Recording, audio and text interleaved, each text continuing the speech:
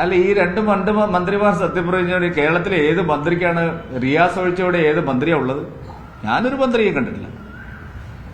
മുഹമ്മദ് റിയാസ് ഒഴിച്ച് കേരളത്തിൽ വേറെ ഏത് മന്ത്രിയാ ഉള്ളത്?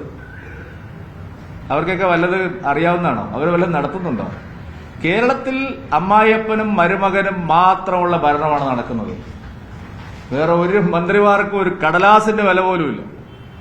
അവരൊന്നും തീരുമാനിക്കുന്നത് ഇവിടെ ഒരു കാര്യവും നടപ്പില്ല. കേരളത്തിൽ അമ്മായിയപ്പനും മരുമകനും ചേർന്നുള്ള ഭരണം മാത്രമേ ഉള്ളൂ. ഇനി ഈ രണ്ട് മന്ത്രിമാർ വന്നുകൊണ്ട് വേറെ ഒരു കാര്യം ഉണ്ടാവാൻ പോകുന്നില്ല. പിന്നെ കടന്നപ്പള്ളി രാമചന്ദ്രൻ വളരെ നല്ല വ്യക്തിയാണ്.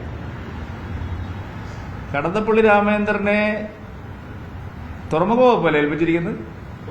ഉദ്ദേശം പകൽ പോലെ വ്യക്തമല്ലേ? ഉദ്ദേശം പകൽ പോലെ വ്യക്തം. വിഴിഞ്ഞം തുറമുഖം യാഥാർത്ഥ്യമാകാൻ പോകുന്നു, പല കാര്യങ്ങളും ഉണ്ട്. മരുമകന് ഭരിക്കാൻ വേണ്ടിയാണ് ഇതൊക്കെ ചെയ്യുന്നത്. പിന്നെ KSRTCയുടെ വകുപ്പിനി ദൈവം തമ്പുരാൻ വിചാരിച്ചാൽ ഇവിടെ ആരും ഒന്നും ഏറ്റെടുത്തിട്ടും കാര്യമില്ല. ഇതിനേക്കാൾ വലിയ വർത്തമാനം പറഞ്ഞ് KSRTC ഏറ്റെടുത്തവരുണ്ട്. അതുകൊണ്ട് ഈ മന്ത്രിസഭ പുനഃസംഘടന കൊണ്ട് ഒരു പ്രയോജനവും ഈ നാടിനുണ്ടാവാൻ പോകുന്നില്ല. ഈ സർക്കാരിന്റെ ഒരു പ്രതിച്ഛായം മാറാൻ പോകുന്നില്ല. പ്രതിച്ഛായ നഷ്ടപ്പെട്ട് ഉപ്പൂത്തിയിരിക്കുകയാണ് സർക്കാർ. ഇനി രണ്ട് മന്ത്രിമാരും കൂടി വരുന്നതുകൊണ്ട് എന്തുണ്ടാവാനാണ്? ഒരു പ്രയോജനവും നാടിനില്ല. ഇത് ജനാധിപത്യ സർക്കാർ എന്ന് പോലും പറയാൻ പറ്റില്ല. കൂട്ടുത്തരവാദിത്തമേ ഇല്ല.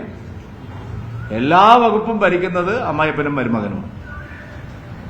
ഇന്നത്തെ റിവ്യൂ മീറ്റിംഗില് ഉദ്ഘാടന സെഷനിൽ കേരളത്തിലെ ബിജെപി സ്ഥാപനങ്ങൾ പരാമർശം അങ്ങനെ ആരും പറഞ്ഞിട്ട് ഞാൻ കേട്ടില്ല.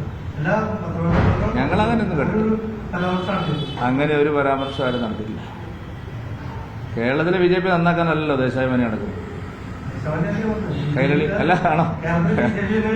കേരളത്തിലെ BJPയെ നന്നാക്കാനാണ് പറയുന്നതെങ്കിൽ വേറെ അസഹിഷ്ണുത പ്രകടിപ്പിക്കില്ല. ഞാൻ പറയുന്ന കാര്യങ്ങൾ നിങ്ങൾ ഇഷ്ടമുണ്ടെങ്കിൽ നിങ്ങൾ കൊടുത്താൽ മതി.